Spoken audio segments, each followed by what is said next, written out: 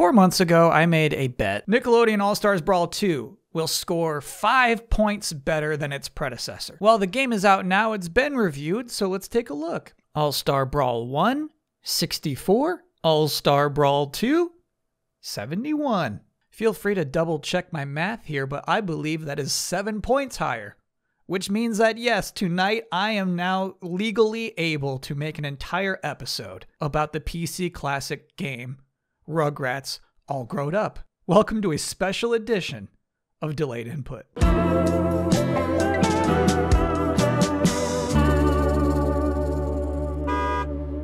So there's an understandable confusion about this game's title being All Growed Up, when everyone knows that the sequel series to Rugrats is called All Grown Up. And if you're already lost just listening to me say that, we can go back further. Rugrats is a Nickelodeon cartoon about talking babies who have a loose understanding of how the world works and also how the English language works. And that worked for 10 years. In 2001, for the 10th anniversary of Rugrats, there was a special double-length episode titled All Growed Up. And so before I played this game, I wanted to watch this whole thing.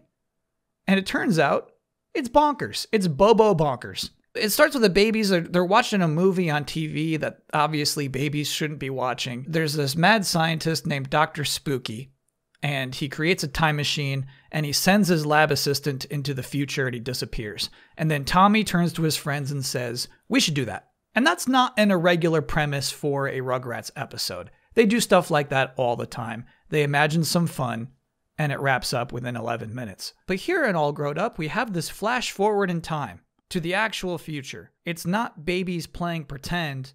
All of this is happening. This is real. Accept this. And the plot of the episode itself is just wild. You could do anything. You could tell any story with 11-year-old Tommy. And this is what they came up with. Tommy needs to give his dad's beloved golden scorpion medallion to Angelica, who wants to wear it to a concert for a pop star who she just learned earlier today has that exact same necklace. So the deal that's made is, Angelica says to Tommy, go get that necklace from your dad. If you do that, I will manipulate my best friend into talking to her secret admirer, Chucky, who, by the way, obviously grew up to become a gross loser. And then Tommy agrees to these terms. I guess because he likes Chucky so much, he feels like doing him a favor. But instead of going to his dad and saying, hey, Dad, can I borrow your necklace and give it to Angelica so she can force her friend to talk to Chucky? He deceives his dad. He steals the necklace and then decides to create a replica. And the material he chooses for this forgery is dog biscuit. Tommy Pickles decides that he's going to make a new medallion that will fool his father, and he makes it out of dog biscuit. He sits at his desk and he chisels away at a dog biscuit until it has enough grooves to resemble that scorpion medallion, and then he puts some golden wrapper over it. And then Spike obviously eats it. Obviously. Anyway, of course things work out. There's a sloppy montage that makes me cry for some reason. And then we cut back to present day. And this special was huge. 12 million viewers. 70% of children between the ages of 2 and 11 who were watching TV that night were watching All Growed Up. And so just 3 months after the massive success of the 10th anniversary special, Rugrats All Growed Up appears on store shelves as a PC exclusive. I like how they got these images here. Like, if you're not sure this is Chucky, Chucky's in the game. So the game's intro starts nearly identically to the TV special.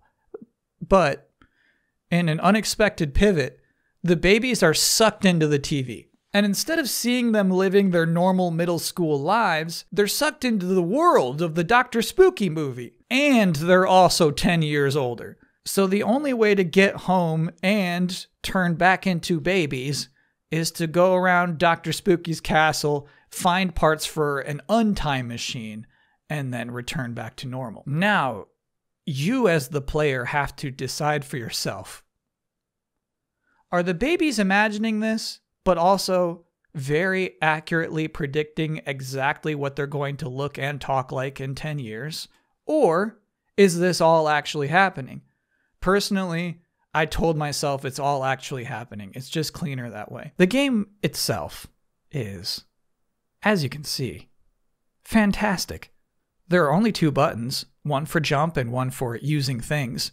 And while the platforming is challenging on its own, the real highlight here is that Angelica bullies you constantly for making any mistakes. Ugh, beautiful, Finster.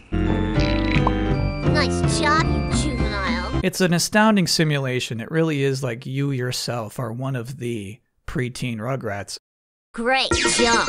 So in the end, there is no real confrontation with Dr. Spooky. You just put all the parts together, and then you turn back into babies, and then you take your rightful place atop the high scoreboard.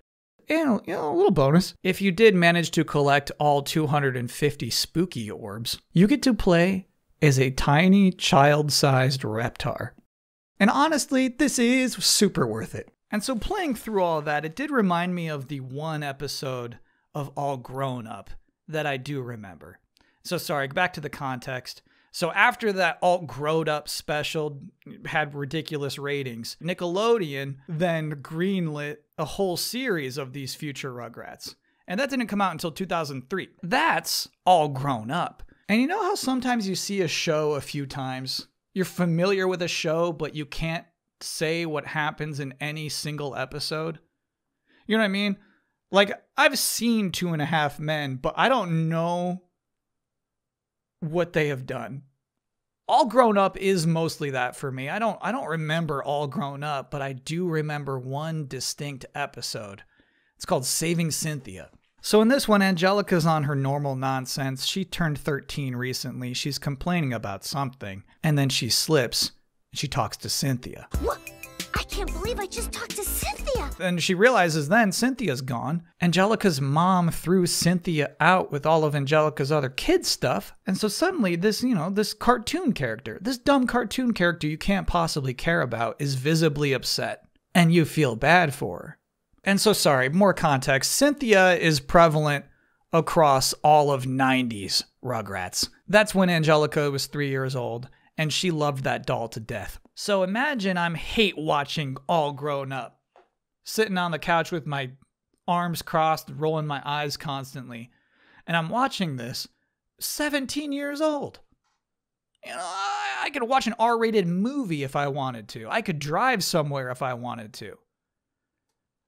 There's no part of me that is interested in tween Rugrats, but I remember that scene.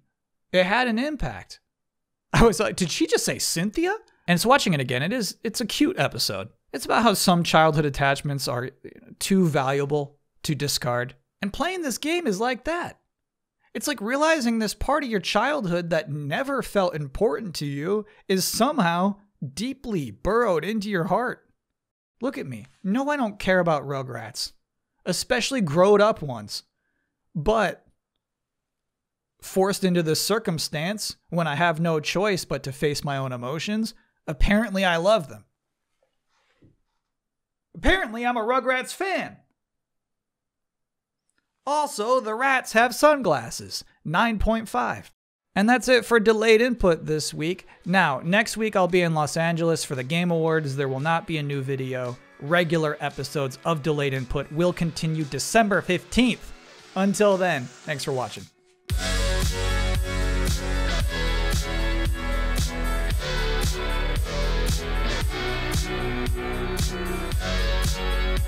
So I can get a bit distracted and unfocused when I'm, just looking for clips.